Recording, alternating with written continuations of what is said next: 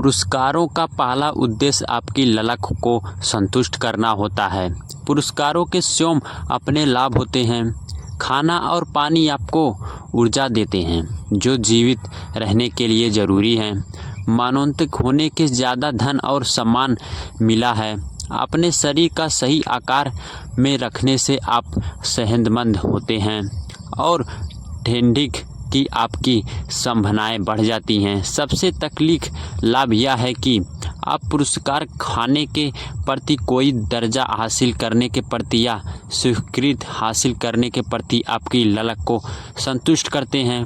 कम से कम एक पल के लिए तो पुरस्कार आपको ललक से तृष्टि और राहत प्रदान करते हैं। दूसरा, पुरस्कार हमें सिखाते हैं कि कौन सा काम भविष्य में भी याद रखना जाता है। आपका मस्तिष्क पुरस्कार को पहचान लेता है। जब आप जीवन को कभी भी देखते हैं तो आपका तंत्रिक तंत्र स्वतंत्र रूप से यह देखता है कि आप किस काम से आपकी इच्छा संतुष्ट हो रही है और प्रसन्नता मिल रही है। सुख और दुख के अनुभव फीडबैक तंत्र का हिस्सा है जो अनुपयोगी के स्थान पर विभिन्न उपयोगी काम करने के लिए दिमाग की मदद करते हैं।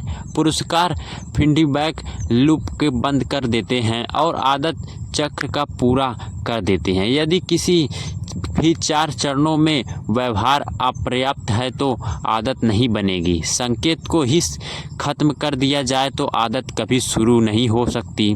ललक का कम कर देते थे तो काम करने के लिए आपको प्रेरणा नहीं देनी मिलेगी। व्यवहार को मुश्किल कर दीजिए तो आप इसे नहीं कर सकेंगे। यदि पुरस्कार आपकी इच्छा को संतुष्ट करने में समर्थ नहीं होता है तो आप उसे भविष्य में कोई भी कार्य प्रथम 3 चरणों के बिना व्यवहार उभरेगा नहीं।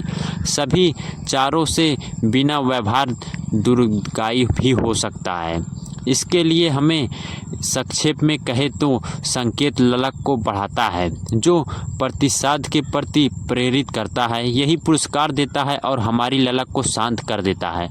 अतः इसका संबंध संकेत से ही होता है। ये चरणों के एक साथ ही होता है। इसके लिए न्यूमेरिकल फीडबैक लूप बनाते हैं। संकेत ललक प्रतिसादी और पुरस्कार संकेत ललक प्रतिसाद पुरस्कार स्वचालित आदत की रचना करते हैं। इस चक्र को हैबिट लूप कहते हैं। ऐसा नहीं है कि 4 कदमों की ओर यह प्रक्रिया कभी कभार होती है, बल्कि यह अंतहीन फीडबैक लूप है जो कि सक्रिय रहती है। मस्तिष्क लगातार आसपास के वातावरण को स्कैन करता रहता है और अनुमान लगाता है कि आगे क्या होगा। विभिन्न प्रतिशतों को ढूंढना है और परिणामों से सीख लेना है तो समस्या प्रक्रिया कुछ क्षण में हो जाती है और हम उस बार बार बिना सोचे समझे दोहराते जाते हैं, जबकि हर चीज़ पूर्व के लक्षणों में ही सम्मिलित रहती है। इन चारों को हम 2 चरणों के में विभाजित कर सकते हैं। समस्या का चरण यह हल है कि चरणों समस्या के चरण में एक संकेत तथा ललक होती है और आप समझ जाते हैं कि कुछ बदलने की ज़रूरत है। हल के चरण में प्रतिसाद और पुरस्कार आता है।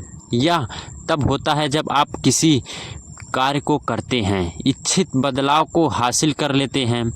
पूरा व्यवहार किसी समस्या को हल करने की इच्छा से चल रहा होता है। कभी कभी समस्या यह होती है कि आपको लगता है कि कोई चीज़ अच्छी है और आप उसे पाना चाहते हैं। कभी भी समस्या आपके दर्द के आभास की होती है जिससे आप राहत पाना चाहते हैं। दोनों तरह से हर आदत का मकसद आपके सामने आई समस्या को हल करने का होता है।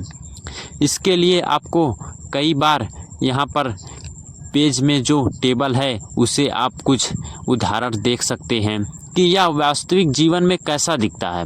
सोचिए कि आप डार्क रूम में जाते हैं और वहाँ पर आपको लाइट का स्विच चालू करते हैं। आपने इसे आदत के रूप में इतनी बार किया है कि आप बिना सोचकर देते हैं और आप चारों चरण की क्षण भर में पूरा कर लेते हैं। कार्रवाई करने की तीव्र इच्छा बिना सोचे ही आपको प्रभावित कर देती है, जबकि हम किसी व्यस्त और किसी स्वस्थ के बिना मुश्किल से ध्यान देते हैं कि आदतें हमारी ज़िंदगी को चला रही हैं। हमने से अधिकांश लोग इस बात पर चिंतित नहीं करते हैं कि हर सुबह हम किसी एक ही पैर के जूते के पीछे पहले क्यों बांधना आरंभ करते हैं, या उपयोग करने के बाद हमें क्यों टोस्टर का प्लग क्यों निकालने या काम से लौटने पर आरामदायक परिधान क्यों पहनते हैं।